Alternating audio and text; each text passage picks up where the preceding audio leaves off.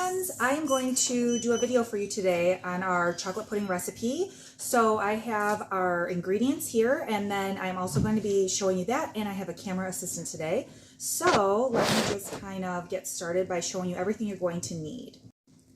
All right, everybody, say hello to Audrey. She's going to be my assistant and my cameraman for this, but for right now, I'm going to use I'll be the cameraman to show you the ingredients. So you're going to need 2 egg yolks. So I've got 2 eggs here, and I'm going to show you how to separate that. That's a skill that you need for making this homemade chocolate pudding without using a box of instant pudding. The other thing you will need is some cornstarch. That's in this yellow container here. I've already measured mine out. And then it says that you need some whole milk. Now I have 2% milk, and I think that that's going to work just fine. I already have it measured, 2 cups in a Pyrex. And then you also need a 1/2 cup of sugar. This is my sugar bin right here, and I already have mine measured back here. And then you also need some unsweetened cocoa powder. So I've got my Hershey cocoa powder here, and I've already measured 1/4 cup. And then salt, I'll need 1/4 cup of salt and 2 teaspoons of vanilla extract, which I have here. And so basically, I've got all of my ingredients out and ready. There are some other things that you will also need. Okay, some other supplies that you're going to need. You'll need some kind of plastic wrap, and then a container to put your pudding in the refrigerator overnight. You'll need a whisk, and I'm going to talk more about that in a second. You'll need a bowl for mixing, and you will need a saucepan to actually cook your pudding. You are basically making a custard, so the egg and the cornstarch are going to thicken this mixture, and you're going to watch how that works today. You'll also need a spoon for testing your pudding, so I am going to grab a spoon here, so you can just use, whatever kind of spoon that you've got. And I will All be right. the taster. Yes, when we make it, you will have some, Audrey. Are you recording? Yeah. All right, so to get started, I want to prep one of the ingredients that I need, which is, I've already done some measuring, and I didn't think that you guys really need to watch me do that. So instead, I did want to show you, though, how to separate eggs, because for this recipe, we're only using the yolk. We're not using the egg white. So to do this, I like to have 2 bowls ready. And so what I will do is always, I crack my egg, and then I'm actually going to use each side of the shell. Okay, and I'm going to keep rotating the yolk back and forth through the shell to get that egg white to separate. And then the yolk that's good for me to use, I will pop right into my other bowl. And then I'll do the same thing with this egg. When you crack your egg on a flat surface instead of the side of the bowl, you actually get a much cleaner break. And that means that you won't hopefully get any shells into your egg whites or your egg yolks. If you do get some shell in there, don't worry. The easiest way to get it out is to actually use a big piece of the shell and then fish it out. So I have a piece in there if I really needed to get that out of here for that egg white. If I use a piece of the shell, the weird thing about eggshell is it kind of acts like a magnet, and it attracts the piece of shell to itself. And so it's easier than trying to get it out with your finger, okay? And so you can take your piece of shell, and whichever one kind of has the best shape for it, to get your other little piece of shell out of there, okay? And that's only if that happens to you, but we're not too worried about these egg whites because we're not using those today. So I've got these egg yolks ready to go. So now what I'm going to do is, it says in your recipe that you want to do this in a mixer bowl. I have a stand mixer, but I'm not going to use it today in case you don't have one of those at home. So I am going to measure, it says that I have to measure out 1/4 cup of the milk that I have and set it aside. So what I'm going to do is grab just a small 1/4 cup measuring cup, and I'm going to take this and separate out that 1/4 cup so that I have it for when I need it. Okay, and then it tells me that I'm going to put my egg yolks into a mixing bowl. So my egg yolks are in here, and then I am going to try and get these to whisk up into a very light color and fluffier texture. So basically what I want to do is just whisk these until they get a little bit lighter in color. Okay, so now that you've got this going, it's not going to change a ton in color, and that's okay. Our recipe tells us that we're going to put our cornstarch in. So I've got my 2 tablespoons of cornstarch already measured, and I put that in. And then our little measuring cup of milk that we made, that's going in too. And it's normal at this stage for our mixture to get really kind of dry a little bit. So I've got this going in. And I want to get it so that it's kind of smooth. And there's not like a big clump of cornstarch in it. So now you can see. Audrey, can you get up close to this and see like what that light color looks like and how it's kind of foamy? So you guys can see that in the camera. They can't. Trust me, it looks white and foamy. Okay, and then we're just going to let this hang out over here, and we're not going to bother with that right now. Now we're going to move over to the stove. Okay, so now that we're over at the stove, we want to bring all of our stuff over here because it tells us in our recipe that we are going to put our sugar, which I have here. So there's our 1/2 cup of sugar, and our cocoa, which was a 1/4 cup of cocoa. Our salt, which is just a little bit of salt. It's a little 1/4 teaspoon of salt.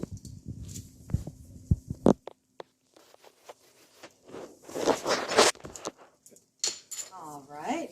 And then we're going to put all of that into the, and we're going to put our remaining milk into this mix as well.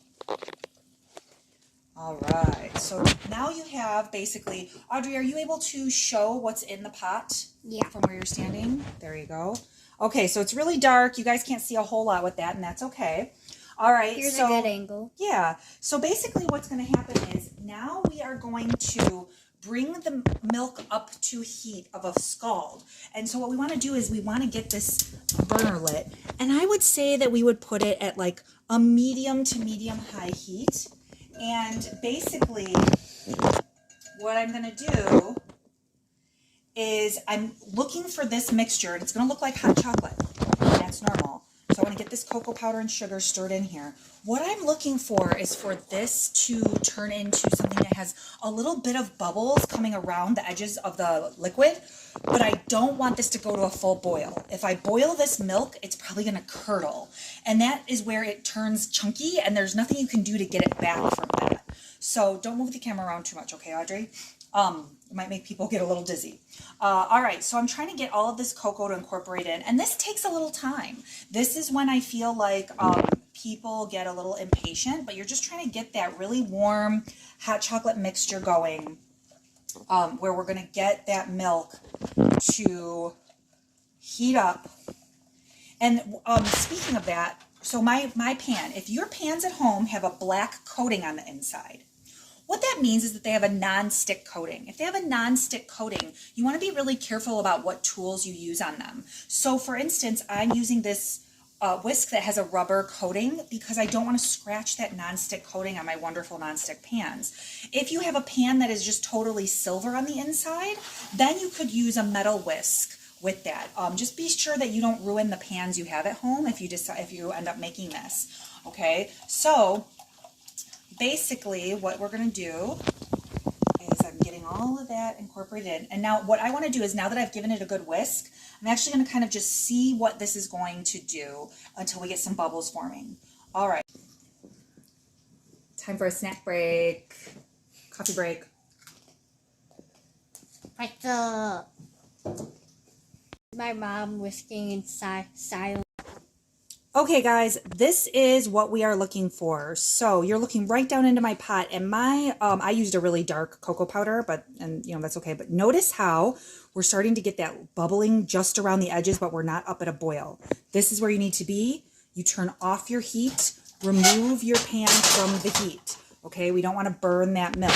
All right, I am going to give Audrey back the camera so that she is this next step. So first of all, let's talk about getting the cocoa milk all the way up to the right temperature. What you didn't see, and like we, stopped the camera for a while, is it took like a good 5 minutes. You don't want to put your heat up so high that you get like a film of burned milk around the edge of the pan, because when you start to whisk that in, it's just going to become chunks that you can't get smooth. So you need it to stay on a medium heat, but you have to have patience because you're waiting for it to come up to temperature. So expect that step to take a little bit of time. Now what we're going to be doing is something called tempering the egg. All right. And so what that means is we're going to take some of our hot chocolate mixture, and we're going to put just a little bit into our egg mixture and whisk it. Okay. And what this does is this brings the temperature of the egg up slowly. Here's what we don't want. We don't want to put that really hot liquid in here and have it scramble the egg. Nobody wants bits of scrambled egg in their pudding.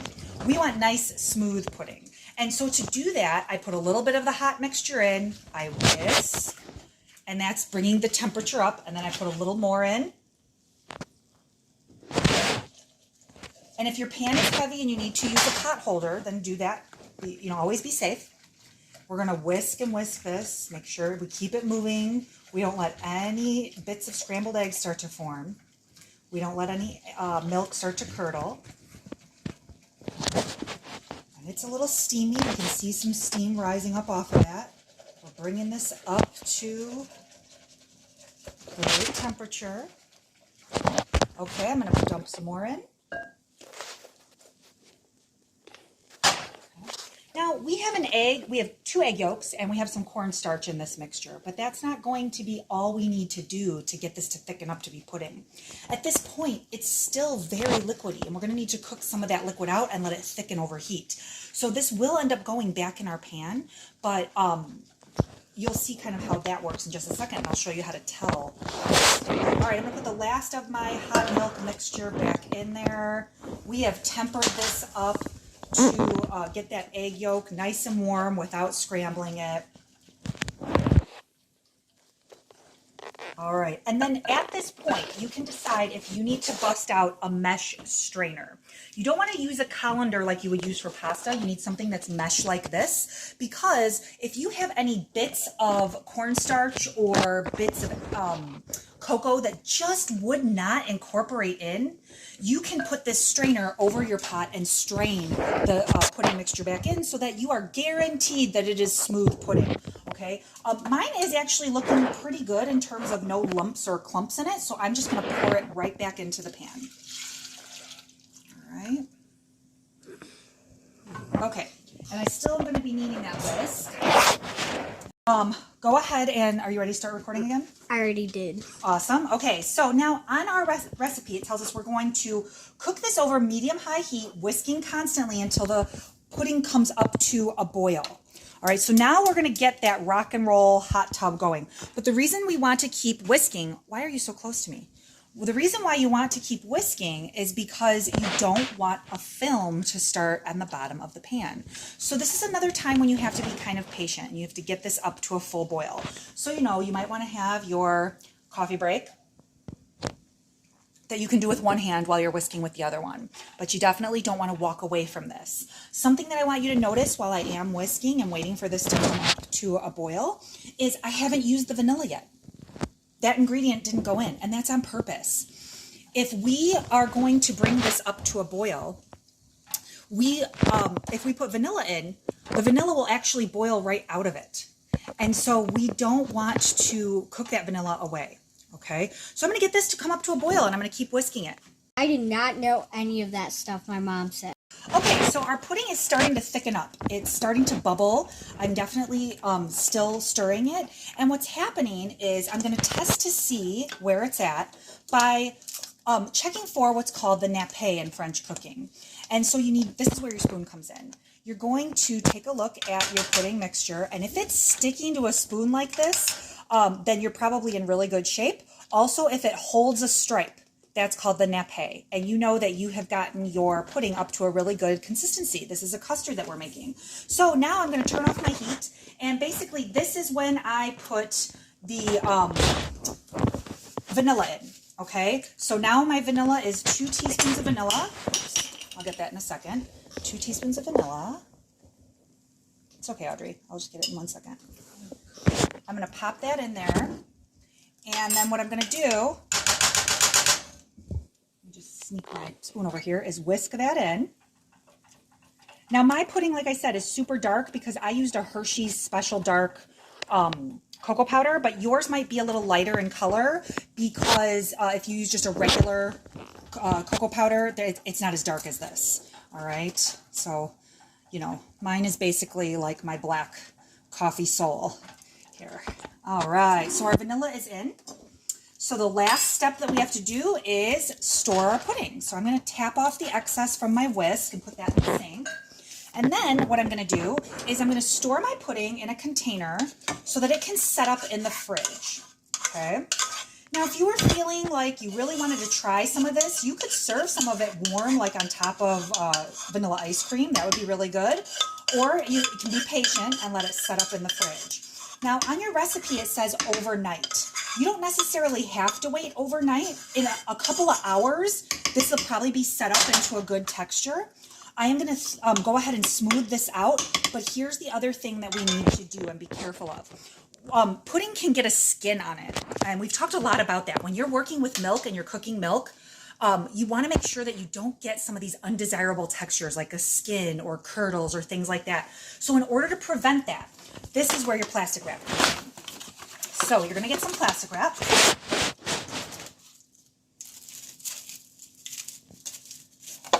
Okay. And what we need to do is push this down so that the plastic wrap touches our pudding. This removes any oxygen that it would be on the surface of the pudding and will keep it from forming a skin. So I'm going to push it into the corners, let me get it all the way around, and then you can store this in your fridge to firm up overnight. And then you might, if you can eat this plain, you could put some, you could turn it into a really pretty dessert and put some whipped cream and sprinkles or just sprinkles on it. You know, you can kind of do whatever you want. You could put a couple of little like wafer cookies in it and serve it up. But I'm going to put mine in the fridge and then I'll come back on the video to show you what the final product looks like when we serve it. And we'll do a taste test. Okay, so our pudding is out of the fridge, and when I take the plastic wrap off, nothing is sticking to it. Again, I used a super dark chocolate cocoa powder, so I'm going to go ahead and serve some of it. It's got a nice thick texture like pudding. And there's a couple of ways that you can serve this. So I'm going to actually, at my house, do almost like a little birthday party parfait situation here. So I'll put some sprinkles, some whipped cream, and some more sprinkles to make it look super exciting.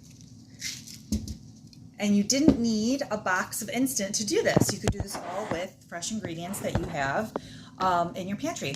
So this is a super easy way to make pudding, but it's also a great way for you to learn how to separate eggs and make a custard. And that's it. Okay.